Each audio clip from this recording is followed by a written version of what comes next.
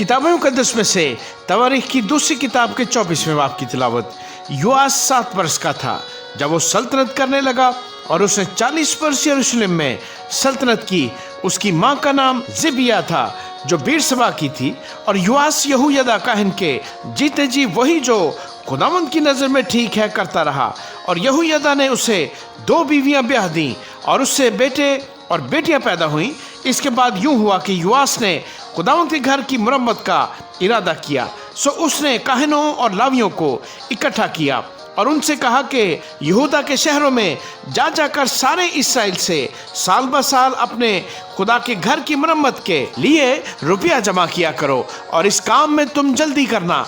तो भी लावियों ने कुछ जल्दी न की। तब बादशाह ने यहोयादा सरदार को बुलाकर उससे कहा कि तूने लावियों से क्यों तकाजा नहीं किया कि वो शहादत के खैमा के लिए यहूदा और यरूशलेम से खुदावंद के बंदा और इस्राएल की जमात के खादम मूसा का महसूल लिया करें, क्योंकि उस शरीर औरत इत्रिया के बेटों ने खुदा के घर में रखने कर दिए थे और खुदावंद के घर की सब मुकद्दस की हुई चीज़ें भी उन्होंने बालीम को दे दी थी।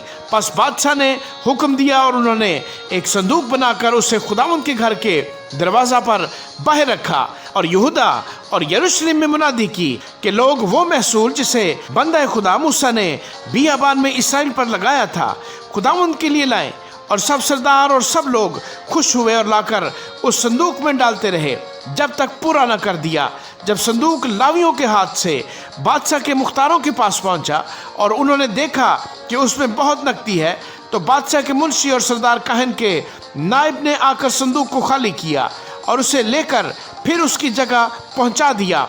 और रोज ऐसा ही करके उन्होंने बहुत सी नकदी जमा कर ली। फिर बादशाह और यहोयादा ने उसे उनको दे दिया जो खुदावंद के घर की इबादत के काम पर मुकर्रर थे। और उन्होंने संग तराशों और बढ़इयों को खुदावंद के घर को बहाल करने के लिए और लोहारों और ठठेरों को भी खुदावंद के घर की मरम्मत के लिए मजदूरी पर रखा। सो कारीगर लग गए और काम उनके हाथ से पूरा होता गया और उन्होंने खुदा के घर को उसकी पहली हालत पर करके उसे मजबूत कर दिया। और जब उसे तमाम कर चुके तो बाकी रुपया बादशाह और यहोयादा के पास ले आए, जिससे खुदावंद के घर के लिए ज़रूफ यानी खिदमत के और कुर्बानी चढ़ाने के बर्तन और चमचे और सोने और चांदी के बर्तन बने। और वो यहोयादा के जीते जी खुदावंद के घर में हमेशा शौकनी कुर्बानियाँ चढ़ाते रहे। लेकिन यहोयादा ने बूढ़ा और उम्र रसीदा होकर वफात पाई और जब वो मरा तो 130 वर्ष का था। और उन्होंने उसे दाऊद के शहर में बादशाहों के साथ दफन किया, क्योंकि उसने इस्राएल में और खुदा और उसके घर की खातिर नेकी की थी। और यहोयादा के मरने के बाद यहूदा के सरदार आकर बादशाह के हजूर कोरनिश बजा लाए।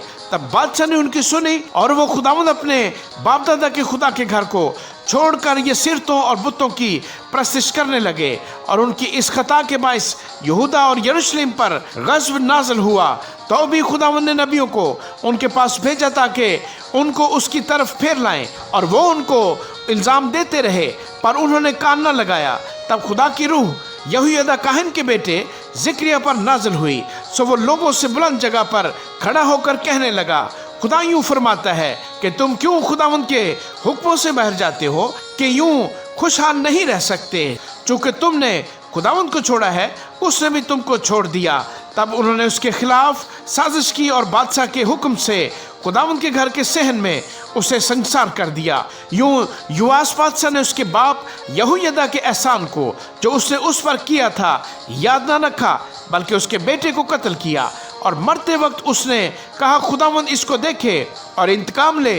और उसी साल के आखिर में ऐसा हुआ कि अरामियों की फौज ने उस पर चढ़ाई की और यहूदा और यरूशलेम में आकर लोगों में से कौम के सब सरदारों को हलाक किया और उनका सारा माल लूट कर दमिश्क के बादशाह के पास भेज दिया। अगरचे अरामियों के लश्कर से आदमियों का छोटा ही जत्था आया, तो भी खुदावंद ने एक नहायत बड़ा लश्कर उनके हाथ में कर दिया, इसलिए कि उन्होंने खुदावंद अपने बाप दादा के खुदा को छोड़ दिया था। सो उन्होंने योआस को उसके किए का बदला दिया। और जब वो उसके पास से लौट गए, उन्होंने उसे बड़ी बीमारियों में मुब्तला छोड़ा। तो उसी के मुलाजमों ने यहोयादा काहन के बेटों के खून के सबब से उसके खिलाफ साजिश की और उसे उसके बिस्तर पर कत्ल किया और वो मर गया। और उन्होंने उसे दाऊद के शहर में तो दफन किया पर उसे बादशाहों की कब्रों में दफन न किया। और उसके खिलाफ साजिश करने वाले ये हैं अमोनिया समात का बेटा जबद और मुआविया समरीत का बेटा यहूजबद। अब रहे उसके बेटे और वो बड़े बोझ जो उस पर रखे गए और खुदा के घर का दोबारा बनना। सो देखो ये सब कुछ बादशाहों की किताब की तफसीर में लिखा है और उसका बेटा इमसिया उसकी जगह बादशाह हुआ। आमीन।